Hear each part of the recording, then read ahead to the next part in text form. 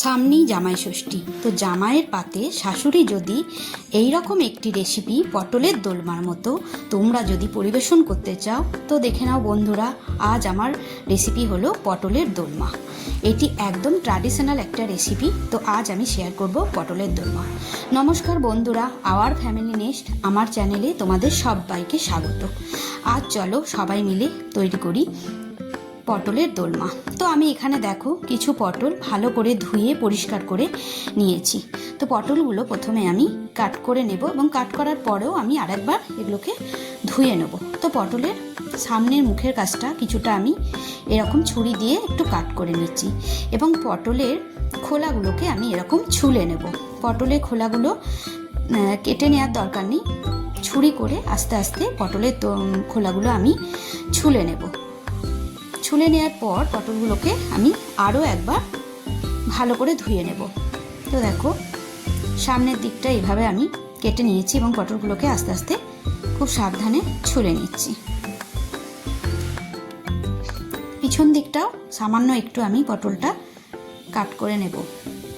এই দেখো আমার দুদিকে পটলটা এভাবে কাট করে নেওয়া হয়ে গেছে।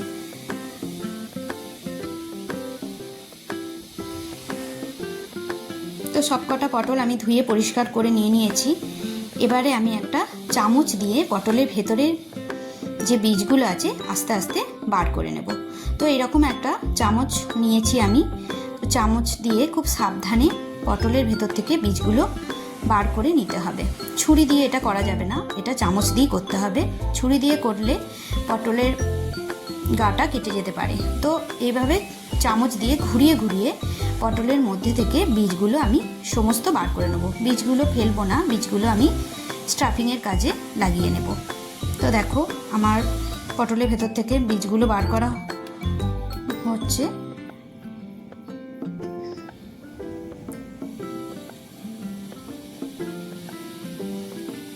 পটলের ভেতর থেকে আমি বীজগুলো বার করে পরিষ্কার করে নিয়েছি।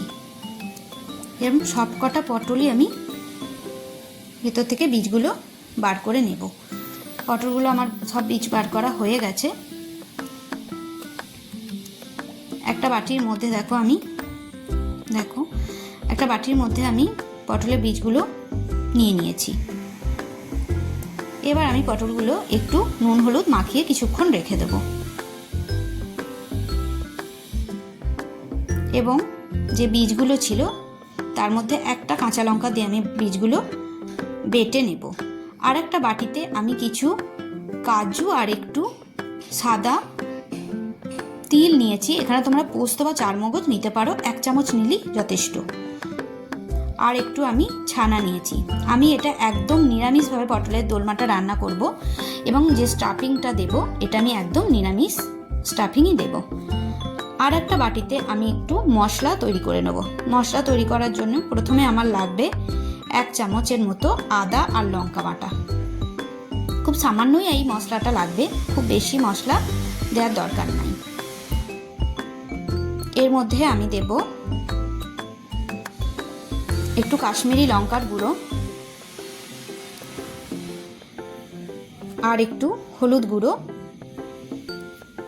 1 চামচের মতো হলুদ গুঁড়ো আমার লাগছে। আর লাগছে একটু জিরে গুঁড়ো, 1 চামচের মতো জিরে গুঁড়ো আমি নিয়ে নেব। তো মশলাটা আমি খুব জল দিয়ে এটা রেডি করে নেব। মশলাটা আমি জল দিয়ে এক সাইডে রেডি করে রাখছি, মশলাটা পরে আমার কাজে লাগবে। তো বন্ধুরা, আর একটা বাটিতে আমি 1 চামচের মতো টক দই নেব। 1 থেকে 1.5 চামচ টক দই নিলেই যথেষ্ট, খুব বেশি টক দই আমি এখানে ব্যবহার করব না।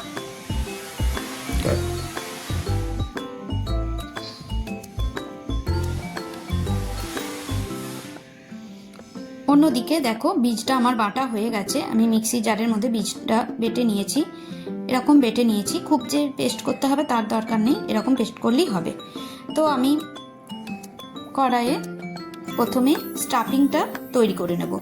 স্টাফিংটা তৈরি করার জন্য আমি কড়াইয়ে 1/2 চামচ সাদা জিরে ফোড়ন দিয়েছি। সাদা জিরেটা একটু হয়ে এলে আমি একটু গোটা কাজু আর কিশমিশকে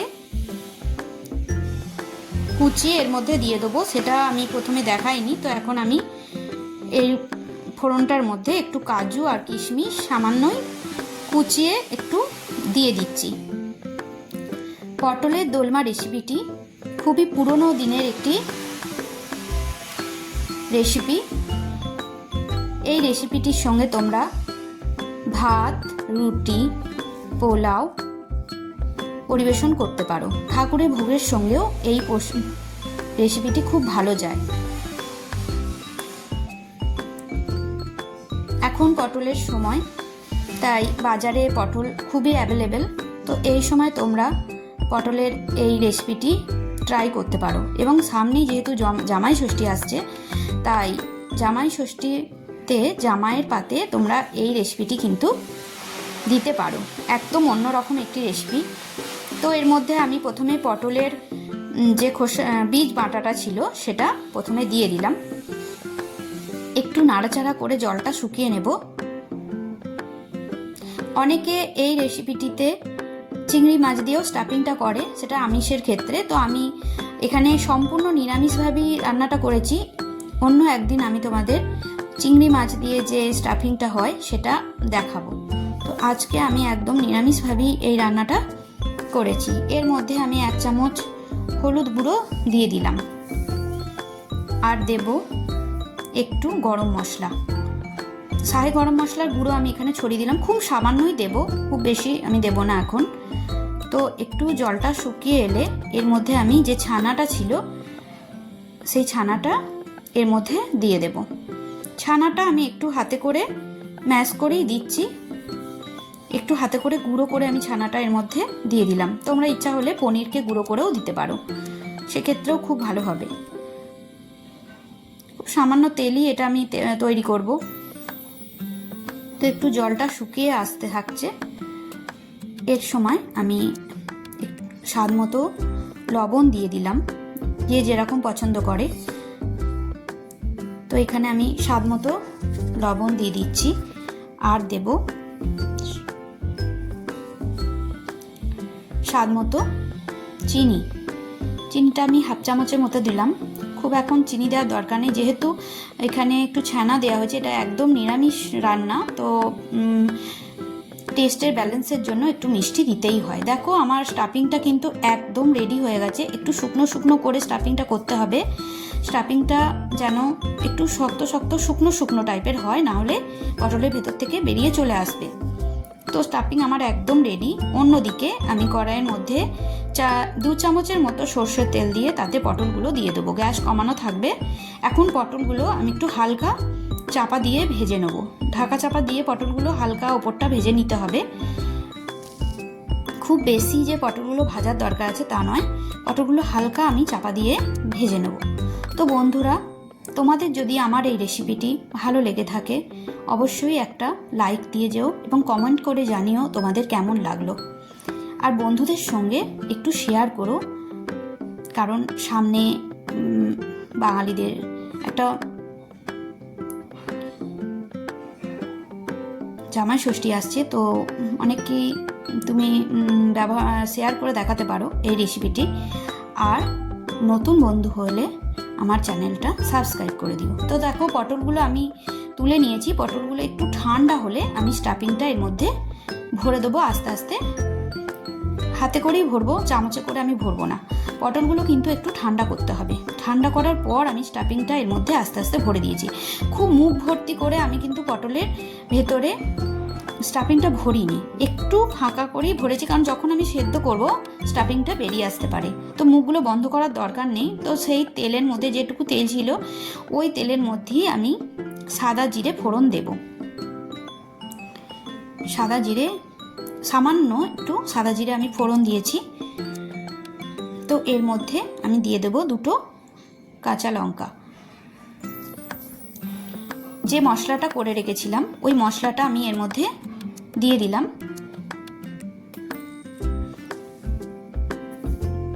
একটু নাড়াচাড়া করে নিচ্ছি।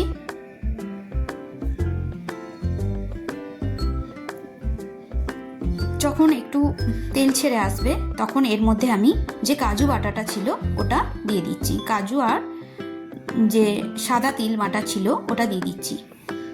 তো একটু নাড়াচাড়া আর একটু করে নেব, একটু শুকিয়ে শুকিয়ে এলে তারপর আমি এর মধ্যে টক দইটা মিশিয়ে দেব। টক দইটা দেওয়ার পর জল কাটবে, তাই জন্য একটু মশলাটাকে শুকিয়ে নিতে হবে। তো মোটামুটি আমার হয়ে গেছে, এখন আমি টক দইটা এর মধ্যে দিয়ে দিচ্ছি।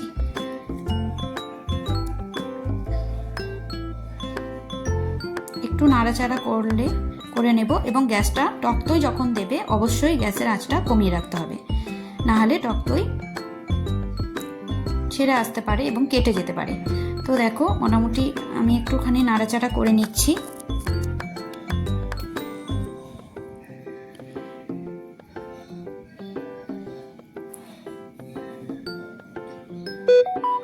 অনেকটাই তেল ছেড়ে এসেছে। এখন স্বাদ মতো লবণ আমি এতে দিয়ে দিলাম।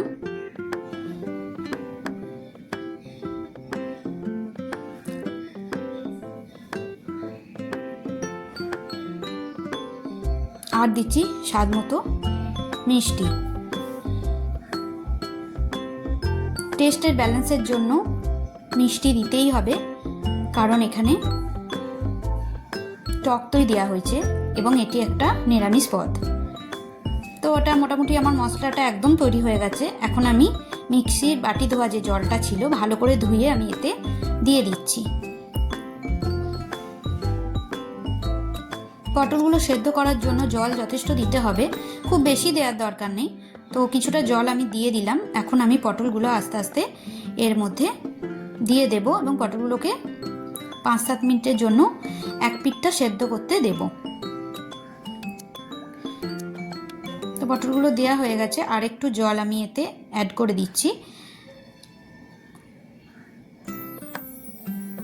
এখন আমি চাপা দিয়ে দেবো এবং 5 মিনিটের জন্য পটলগুলোকে একটু মিডিয়াম আঁচে সেদ্ধ হতে দেব।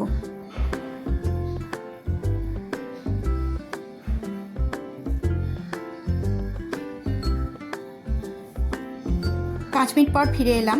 পটলগুলো উল্টো দিকটা আরেকবার সেদ্ধ হয়ে গেছে, তো এগুলো আরেকবার উল্টো দিকটা আমি ঘুরিয়ে দেবো, কারণ এক পিঠটা সেদ্ধ হয়েছে, আরেক পিঠটাও সেদ্ধ হওয়া প্রয়োজন।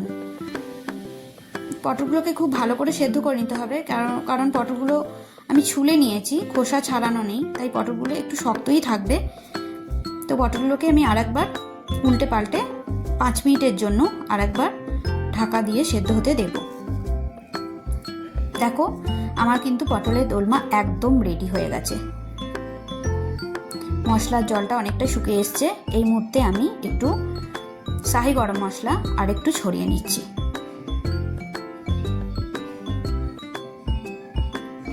পটলের দোলমা আমার একদম রেডি। এখন গরম ভাতের সঙ্গে এটা সার্ভ করাই যায়।